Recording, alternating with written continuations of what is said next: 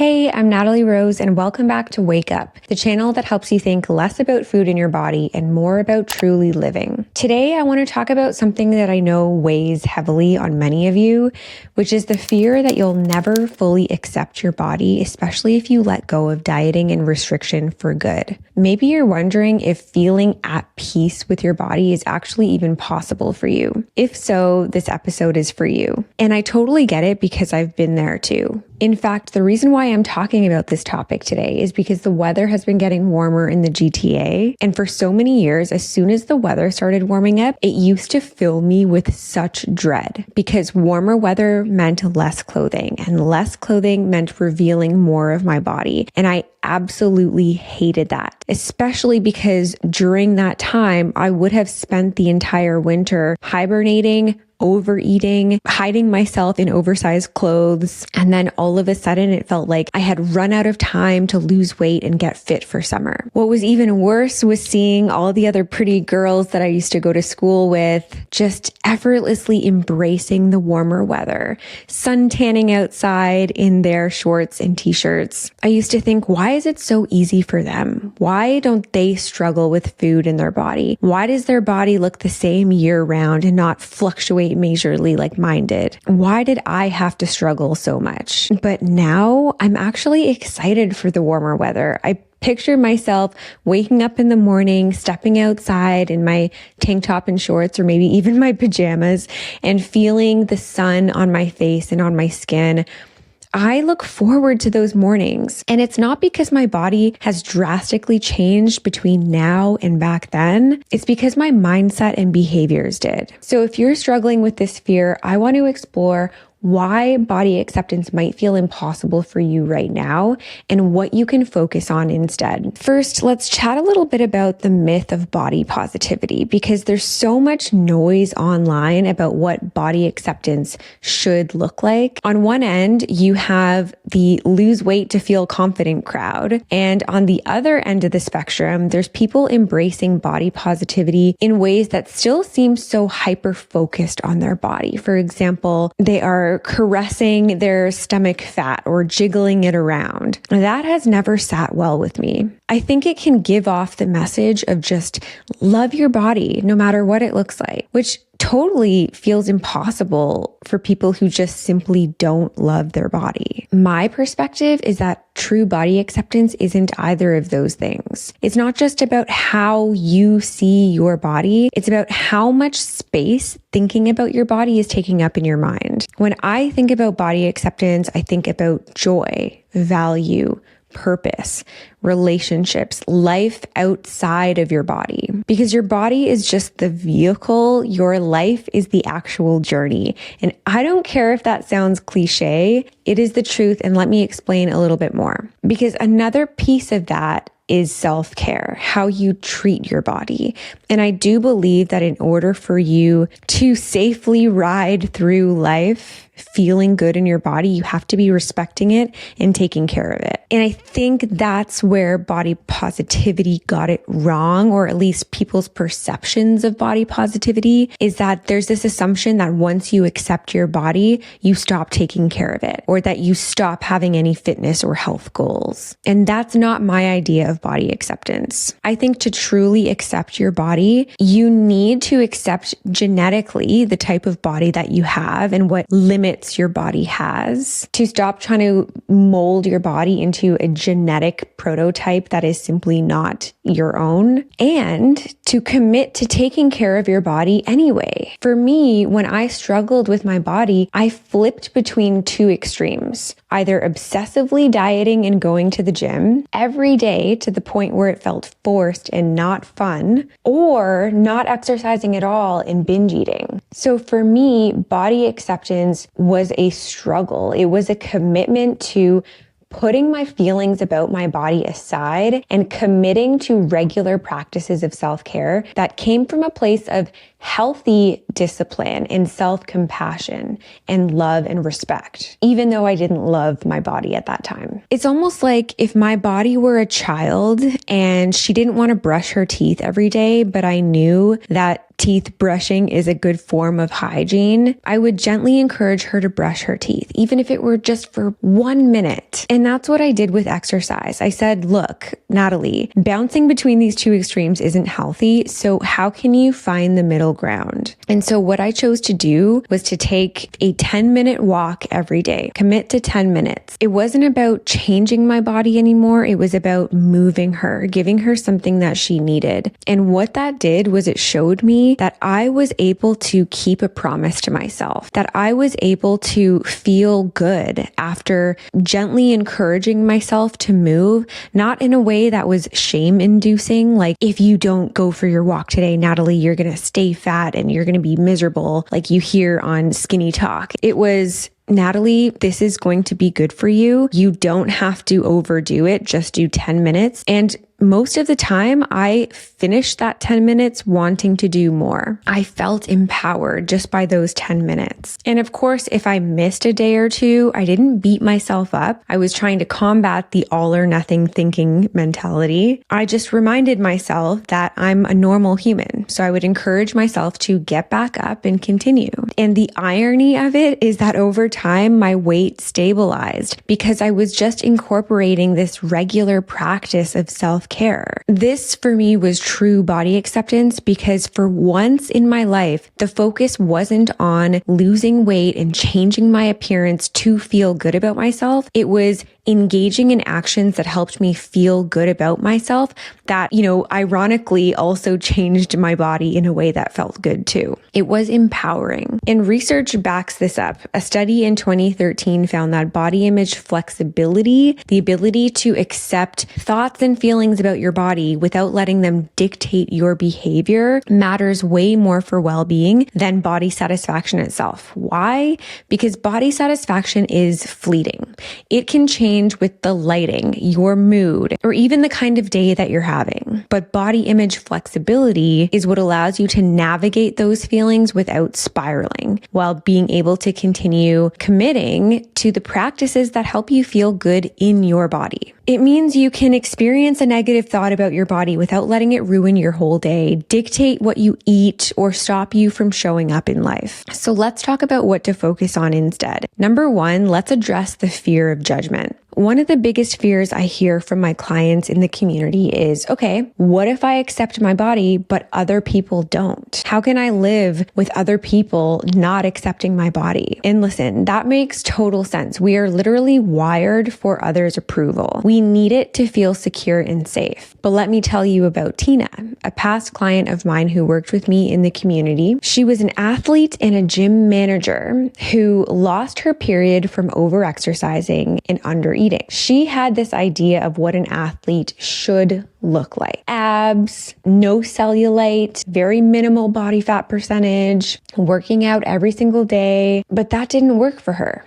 And as she gained weight to get her health and her well-being back, she struggled with how her appearance was changing. The hardest part for Tina were the comments, because as you can imagine, she works in a gym. She feels this pressure to maintain this body type, and she had coworkers and gym members noticing her body changing. And did they ever let her know it? She received comments every day for months. And at first it was really, really hard for her because those comments were essentially confirming all of the judgments that she was having about herself. But through our work together, Tina realized that she didn't actually want to be known as the fit, skinny one. Of course, these comments were brutally shameful in the beginning, but she told me that the more she faced them head on, the less painful they became. She realized that it was mostly her anxiety about the comments that was causing her distress. But once her anxiety dissipated with repeated exposure to these comments, it didn't really matter anymore. Plus, by doing the deeper work and exploring a different perspective of life, who she wanted to be, how she wanted to show up, what she wanted to be known for, she realized that She wanted to be known as the carefree, fun one, the person she used to be before she got wrapped up in this skinny identity. She wanted to be strong, confident in who she was, not just in how she looked. And over time, her peace became louder than the external noise. She let go of that identity that she had been holding on to for a false sense of confidence. She stepped into her own confidence, which had to do with doing whatever was necessary to get her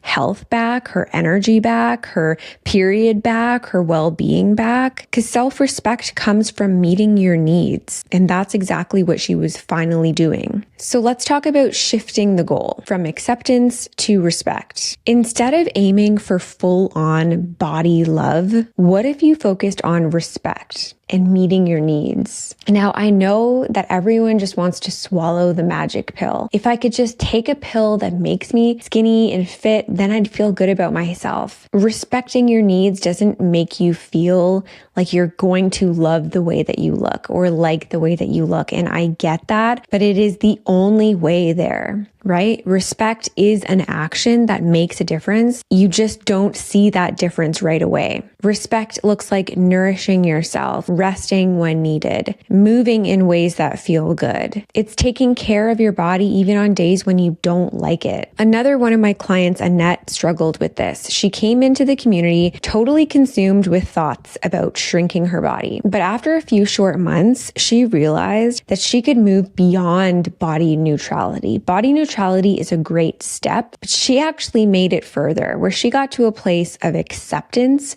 where she celebrated her body. And that shift gave her so much freedom. What helped her get there was focusing on things that she liked to do in the world. Simple things like crocheting. She worked on her relationships and connecting with others. She felt more present with people in her life, rather than being stuck in her head. And she did this by saying yes to more things and practicing being truly present during those times. For example, she joined a book club. She went on more hikes. She exposed herself to different practices that involved her body, like yoga and meditation. Most of all, she reminded herself that she was so much more than her body. And I think that that's a hugely important component of body acceptance, is that yes, it's totally okay to have aesthetic goals or to want your body to look a certain way. But at the end of the day, if you are basing your whole identity on how you look, you're going to really struggle when your body inevitably does change as you age and mature. And if you focus on the journey, like Annette was doing, by expanding her world outside of her body, it actually allowed her to feel excited and empowered by her body, to celebrate what her body could do for her. Self-compassion plays a huge role here. Research shows that self-compassion helps reduce body dissatisfaction and the internalization of beauty standards. Instead of forcing yourself to love your body, what if you just stopped fighting against it? In those tough moments when you want to scream or you can't handle the feeling of being in your own skin, what if you tended to your emotions? That's the only thing that helps you move on. And it helps you move through these periods of time when your brain is literally just still trying to adjust to your new body. If you are someone who has gone from being extremely fit and lean to gaining the weight that you needed to support the lifestyle that you want, even if it's just 5 pounds, I know that that can feel like 20 pounds. I know the body dysmorphia that happens as a result of losing weight and how hard it is to gain even just a little bit of weight, because my brain did that too. And I know from experience that it just takes time for your brain to adjust to those changes. And while you're going through those adjustments, the most effective thing you can do is learn how to have compassion for your experience and for the feelings and emotions that are coming up during those times. We can only let go of the feelings that we accept in. But why does acceptance feel so hard? Because you're telling yourself that you're letting yourself go. You're letting yourself believe your emotions. That just because you have a negative emotion, it means you're doing something wrong or you are wrong. And that's not true. If you're struggling, it's not because you're failing. It's because society makes us feel like our bodies are problems to fix. Perfectionism tells us that we have to get body acceptance right, that you can never have a negative feeling about your body, which isn't true. And your past experiences with judgment, shame, and trauma still impact how you see yourself. These are the reasons why you're struggling with body acceptance. And this is why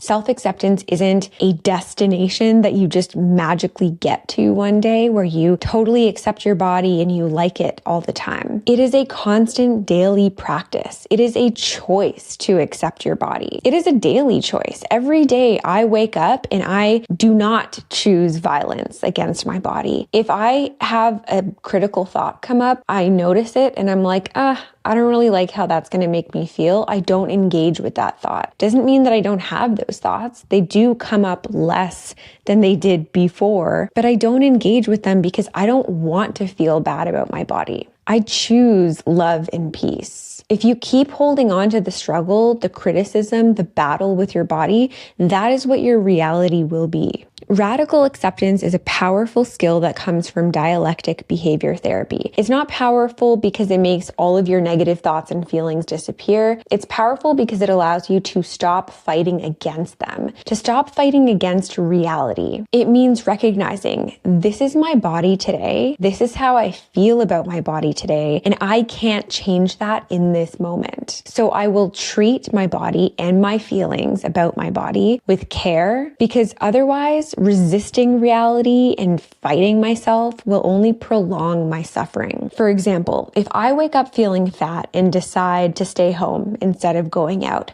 I'm actually fighting against reality. I'm avoiding my emotions and choosing a safety mechanism that is actually limiting my life. The reality is, avoiding the event doesn't change how I feel. It just prolongs my suffering. I'll sit at home, I'll scroll on my phone, I'll compare myself to others and end up feeling even worse. Plus, I'll miss out on an opportunity to enjoy myself and, most importantly, to show my brain that I can feel discomfort and still end up having a good time. That is how you end up trapped in a cycle of avoidance and ultimately a miserable life of body shame. Radical acceptance, on the other hand, would sound like this. I accept that I'm feeling uncomfortable in my body and I commit to living the life that I want to live. I'll go to the event, tolerate the discomfort, and focus on what's actually important. And I guarantee if you commit to radical acceptance, you'll still feel uncomfortable at times, but you'll also allow the discomfort to come and go. Radical acceptance is the only way to let go of negative feelings and to feel empowered. Resisting reality, on the other hand, by isolating, criticizing yourself, or fixating on how you wish things were different, creates pain and suffering that doesn't go away. That's why it's called suffering. Does that make sense? Rewind and listen to that part if you need to, because radical acceptance is literally the key to healing from anything.